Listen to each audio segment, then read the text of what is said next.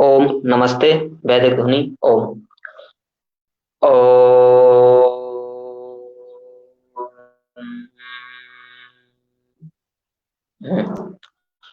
अधिक समय न लेते हुए मैं आपका स्वागत करता हूँ आपके अपने YouTube चैनल पर मित्रों। मैं विकास पाल। तो आज का जो है विषय अपना गायत्री मंत्र पर है मैंने, जिसको इस प्रकार कहते हैं ओम भूर्भुवः स्वाहा तत्सवितुर्वरेण्यं भर्गो देवस्य धीमहि धियो यो नः प्रचोदयात्। गायत्री मंत्र के विषय में ओम का जो भाष्य है मैंने पहले इसमें वीडियो में कर दिया है। आपको जो है भूर भुवा इस प्रकार ये बाकी के भाष्य करेंगे, बाकी के इसके शब्दों का। इसमें देखिए तीन महाविद्यार्थियां लिखते हैं ऋषि दयानंद। इसका अर्थ जो है किस प्रकार करते हैं ये तीसरे समुल्लास में, और कुछ मैं जो अपने तरफ से भी बताऊंगा। भूरति वह प्राण यह प्राणयति चराचरम जगत सा स्वयं भूरी स्वरा। जो सब जगत के जीवन का आधार, प्राण से भी प्रिय और स्वयं भी है, उस प्राण का वाचक होकर भू शब्द परमेश्वर का है। प्राण क्या होता है ये, अब हमें ये देखना है। प्राणायाम करते हैं यानी प्राणों को आयाम देने के लिए, प्राणों के ठहराव के लिए। और आधार क्या होता है, और प्राण जो होता है ऊर्जा होती है। प्राण बहुत सी चीजों में हम लोग प्राण वायु और भी बहुत सारी चीजों में प्राणी बोलते हैं। प्राण छूट गए इस प्रकार सब ये प्राण होते हैं, ऊर्जा होती है प्राण। जो ऊर्जा होती है उसे प्राण कहते हैं। और उससे भी अधिक प्रिय है स्वयं, क्योंकि प्राणों को जो देने वाला है, यानी प्राणों को भी जो गति देने वाला है, प्राण गति करने वाले को भी कहते हैं। जो गति करते हैं जिससे ये सारे ब्रह्मांड में गति हो रही है वो प्राण है। प्राण जो वायु होती, वायु जो प्राण होते हैं ना, पंच प्राण होते हैं। प्राण अपान व्यान समान उदान, ये इस सृष्टि में भी वैसे ही बनाने में उपयुक्त हुए जैसे हमारे देह में है ये पांच प्राण। आपको योग आदि को पढ़ेंगे आप तो आपको पता लग जाएगा। योग में इसके विषय में विस्तार से जानकारी है, प्राण वायु के विषय में। और जो है सब जगत के जीवन का आधार है प्राण, सब जगत के जीवन का आधार है।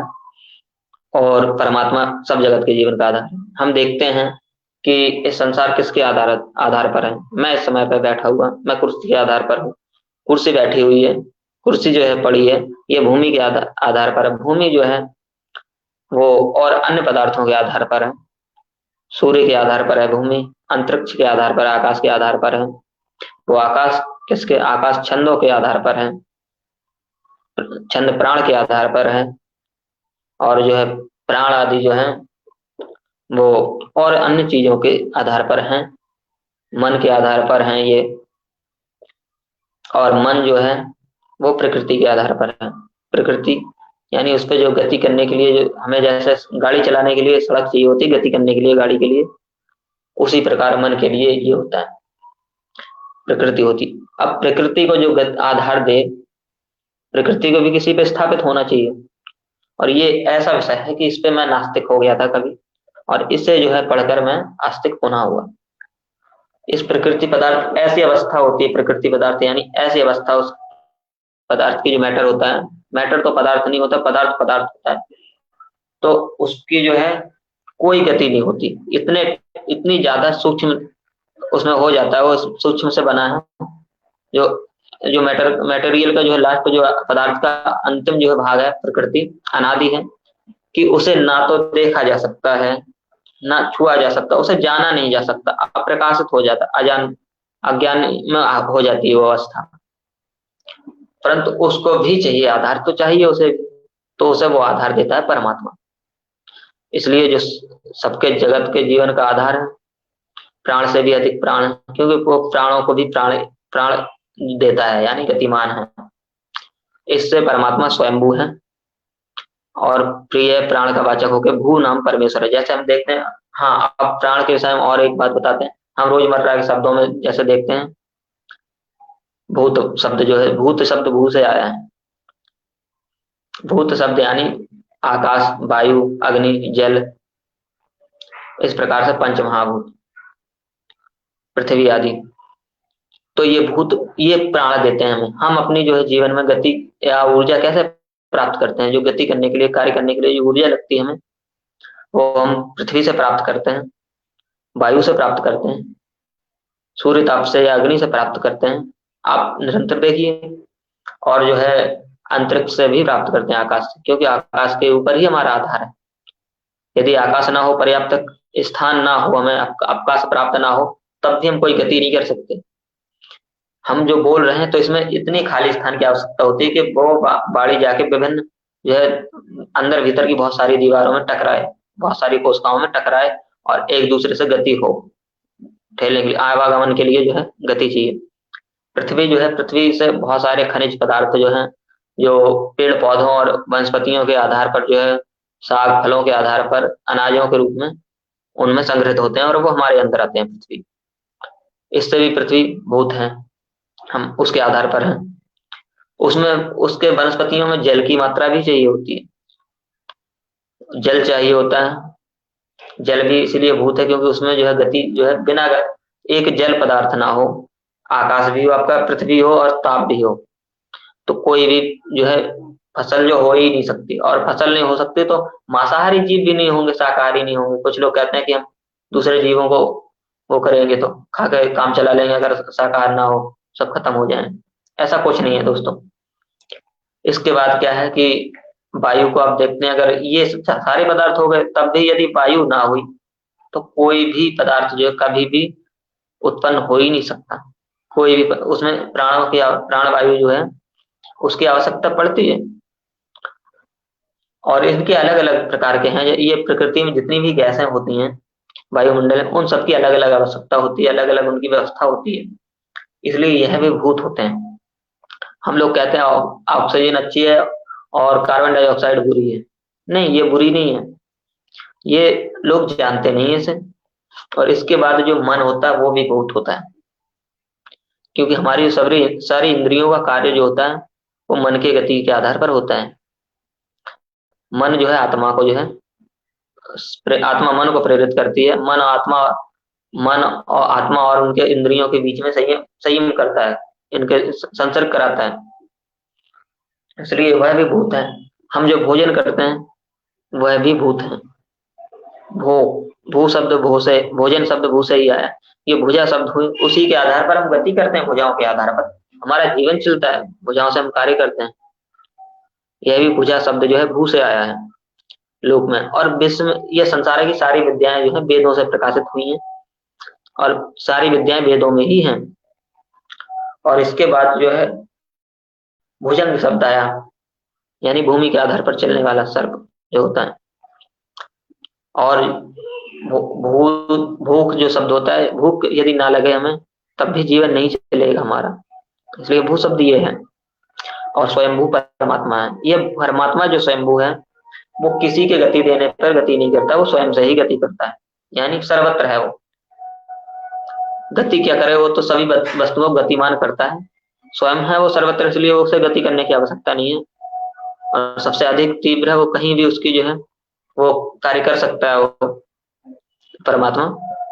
और जो सभी पदार्थों को जो आप देखिए बिग बैंग आदि पर यदि किसी को है तो उस पर मैं एक वीडियो बना दूंगा, क्योंकि मैं बनाना नहीं चाहता बिग बैंग का वीडियो।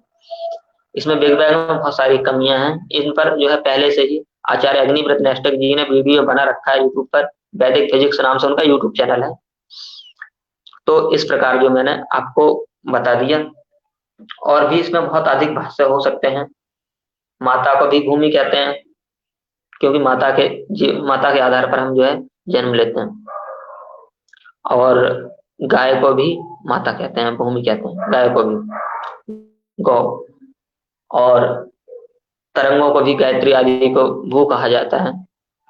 और जो तरंगे होती है सृष्टि में व्याप्त, उन्हें भी भू कहा जाता है, क्योंकि इन तरंगों से ही वेदों के मंत्रों को भी भू कहते हैं शायद, क्योंकि इन्हीं से जो है संसार का निर्माण होता है और इन्हीं के आधार पर चलता है निरंतर।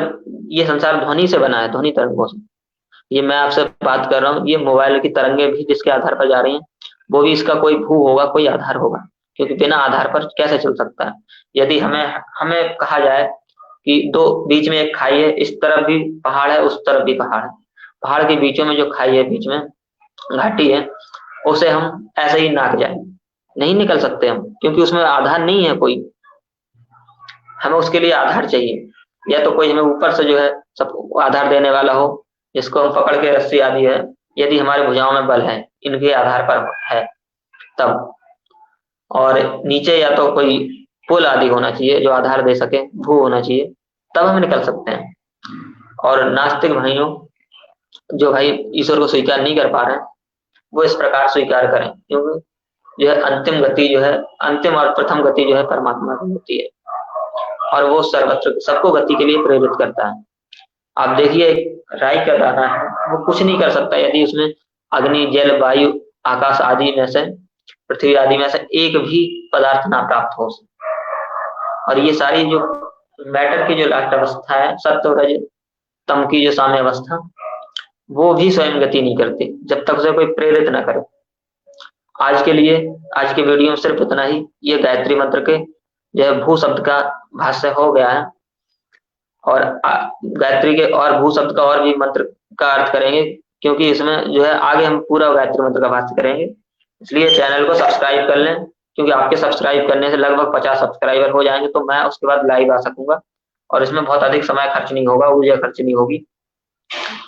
और जो मैं आपको बता दूं कि इस चैनल को लाइक भी कर दीजिए आप, और कमेंट अवश्य कर दीजिए, क्योंकि चैनल को सब्सक्राइब करने में आपका कुछ नहीं जाता है। यदि आप देखिए, आपको ये जानकारी जो मैंने दी है, ये जानकारी मेरे शुद्ध अनुभव पर है। मैं लोक में प्रचलित शब्दों की भी व्याख्या की है मैंने, मुझे कोई बताने वाला नहीं है, ऐसी बात नहीं है। मैं ना ही तो संस्कृत व्याकरण का जो है विद्वान।